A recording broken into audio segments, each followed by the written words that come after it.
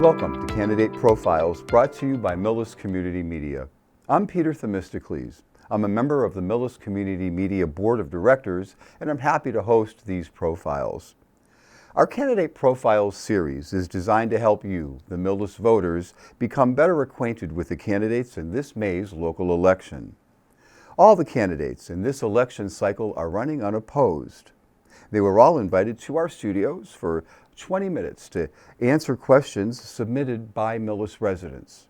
I'll ask the questions on behalf of the residents and will allow approximately 2 minutes for each answer before moving to the next question.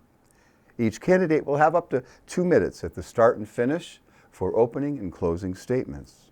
So joining me now is Jim McKay, a candidate running for re-election to the Planning Board's 3-year term. Jim is currently on the Planning Board and is also the DPW Director for the town of Millis. Hi, Jim, and thanks for coming in. And go ahead, please take it away with your opening statement. Sure. Thanks, Peter. As you stated, my name is Jim McKay. I've lived in Millis for 20 plus years now. I have been the Director of Public Works for over 19 years of that time. When I first was appointed to the Planning Board back in 2006, I was an associate member. And with the election of Mr. Hendon to the Select Board, I was placed in as a voting member. And since then, I ran for positions up until May of 2019. And at that time, we had candidates that people were interested in running for the position, and I felt it was time that let's bring in new blood and new thoughts. And after that, one of the persons, Josh Guerrero, he had to leave. He moved out of Millis. And the position was open, and unfortunately there was no way to fulfill that position, so the chair, Mr. Nichols, came and asked if I would come back on and serve out his remaining term. And what that happens is once you're appointed by the Select Board, the very next year you have to run for that position, and the time frame of that position. Okay, interesting. And that's what I decided to. And again, as you stated, everybody was running unopposed, so no one came and filled the papers, and I felt it was my obligation to, again, stay informed with the Millis residents. Great. Well, thank you for that background. And obviously, you've served on the Planning Board for a number of years, now off and on.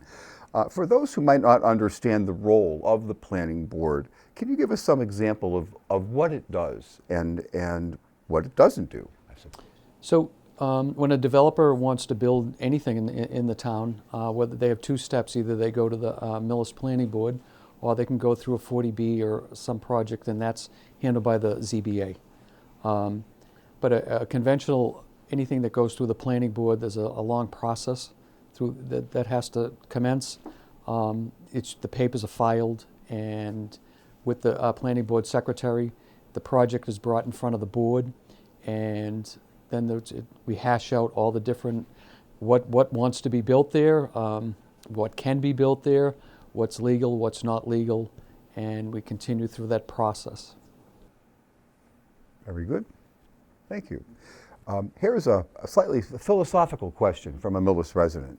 Many see this town's growth and jump in development as bringing in new challenges, as well as changes to our small community culture. What are some of the biggest challenges facing Millis with all the development? And is there a way the Planning Board can address them? Can the board still manage to keep the small town culture with so much growth? In my time since serving with Kathy McGinnis and Brutus Canareggi over the years, we've always tried to keep that. They've instilled that on all of us. We always wanted to keep that small town feel. I think a lot of that you can see on Route 109 with the major chains that have moved in. The mobile gas station, that was a big one.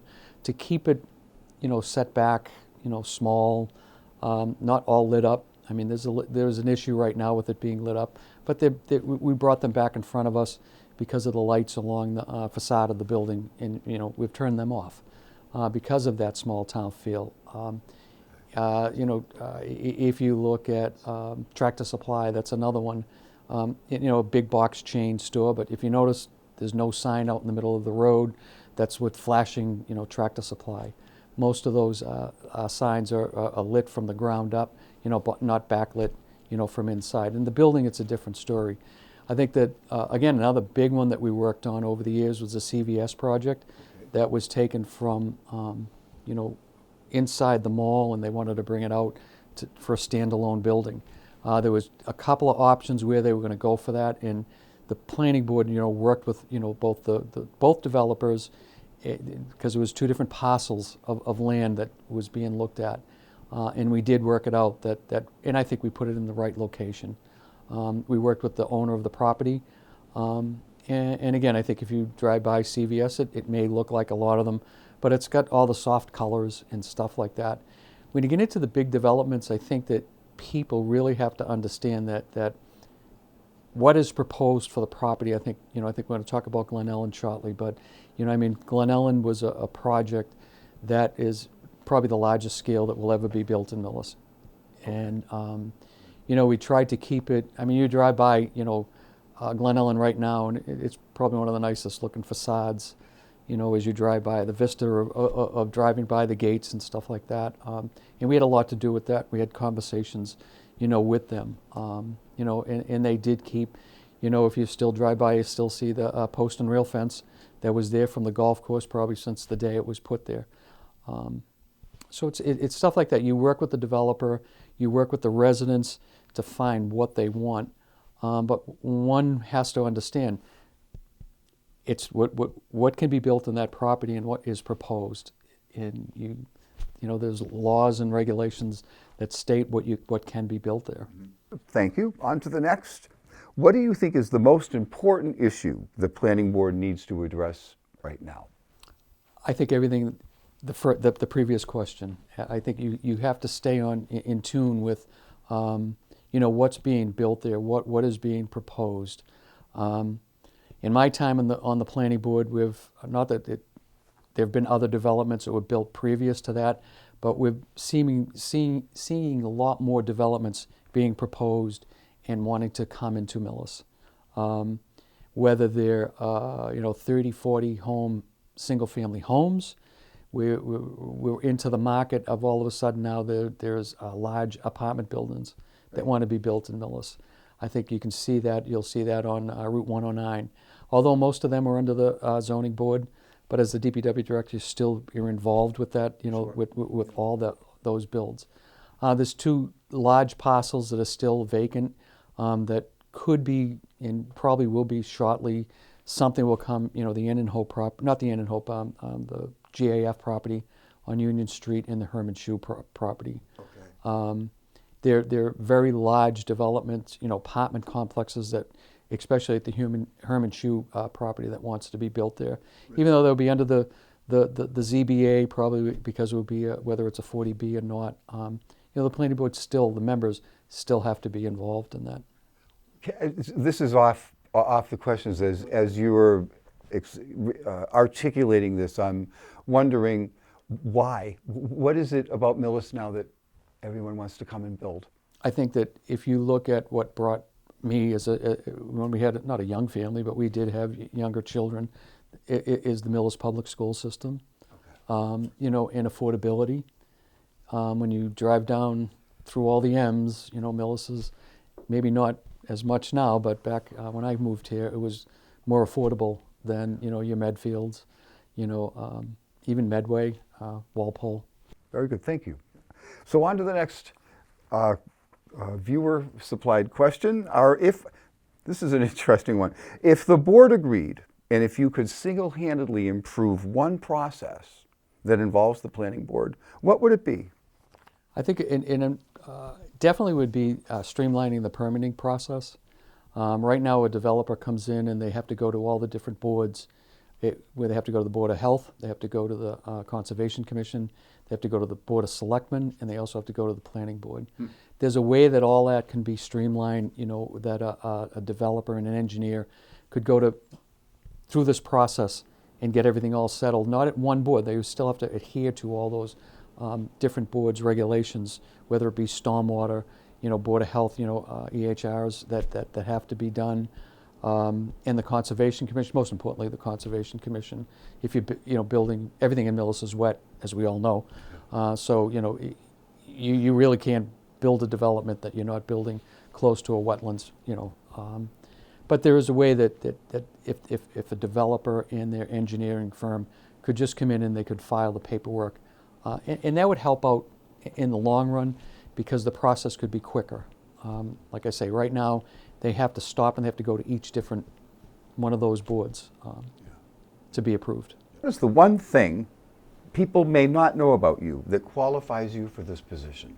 Over the years, as being the Director of Public Works, I think I bring to the table, the issues of what's on the administrative part of the town. We do have water and sewer issues, capacity issues, not problems, but a lot of our sewer capacity needs to be thought out and planned of where it's going to be given, because there's only a finite number that we have, and through over the building of all the years, we're almost to that maximum. There's still enough for what we have, and a couple more, developments. So eventually, either it could be the next development. There could be that somebody come in that they may be forced or asked to build a package treatment plant. As Glen Ellen originally wanted to build a package treatment plant for their sewer system, but at the time, right after when building wasn't going on anywhere, we were looked at a very large sewer rate problem that the residents in Millis were being charged a lot of money, and we felt that this was, if we offered them the sewer capacity to build, that would alleviate a lot of sewer costs for different residents. But I think that it is that's one of the big things, and I'm learning a lot about Millis, even to this day, the history of Millis. I still don't care where anybody travels, wherever they go in the world, or wherever you go. You say, where are you from? Millis. Oh, I've heard of that. I know somebody that lives in Millis. Even though we think we're this little, tiny community, people have heard of us. Yep, they have. They have. And like I say, that's what you hear when, I just came back from Alaska, and the boat captain was from Millis. I certainly run into more people that know about the fish, the Ned's Fish down on the town line there than I would have imagined. Oh, two more questions. Yep. My Ridge Street neighbor asks, if a resident of Millis becomes aware of a proposed project and they have concerns about it, what can they do to articulate their concerns? That's a very good question, and I think that as more people get involved, let's just state, we're being filmed here in the Millis Cable theaters, and every one of our planning board meetings is televised. Every once a month, every Tuesday night, that it's being recorded, and that's one way you could watch it on TV. We would ask that if you have questions, if you hear about something, Camille Stanley is our secretary, and she fields all the questions. She listens, either through email or calls coming into her, and she records whatever the questions are, and she will forward it to the board. Okay. And most importantly, attend the meeting. Your voice is the voice.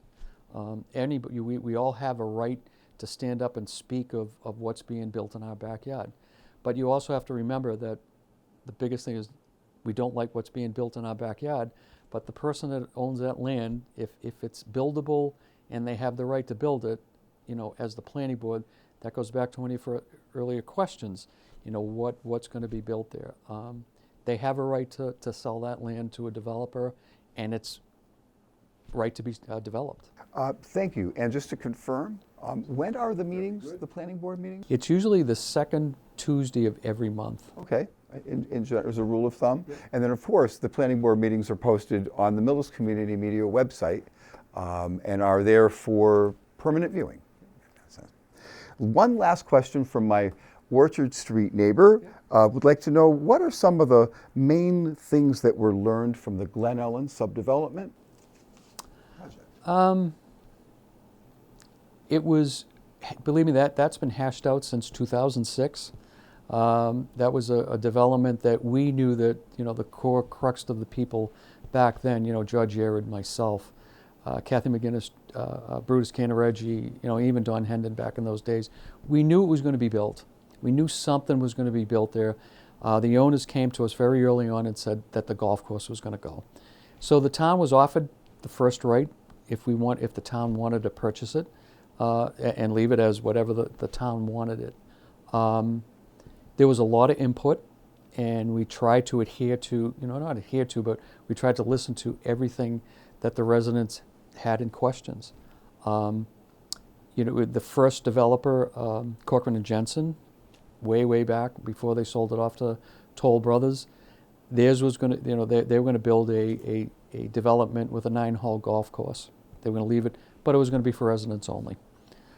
And then when the second group came in, Toll Brothers, they didn't want nothing to do with the golf course, and they didn't want to build it. They want to keep it.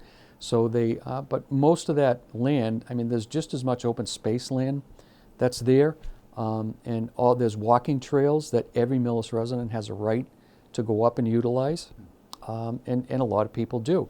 It's not just for Toll Brothers, the Regency residents. Every Millis resident has a right to use those trails, and that was something that we put into the decision that would be there.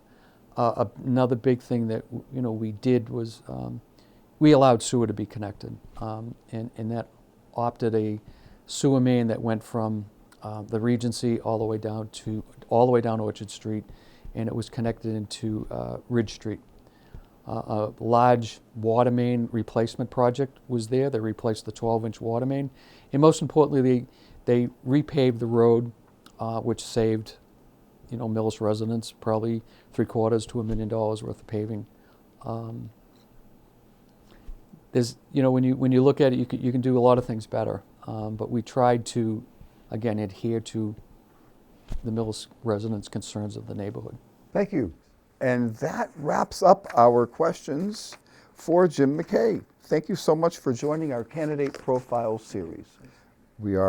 And thank you for watching, and we'll see you at the polls this coming May.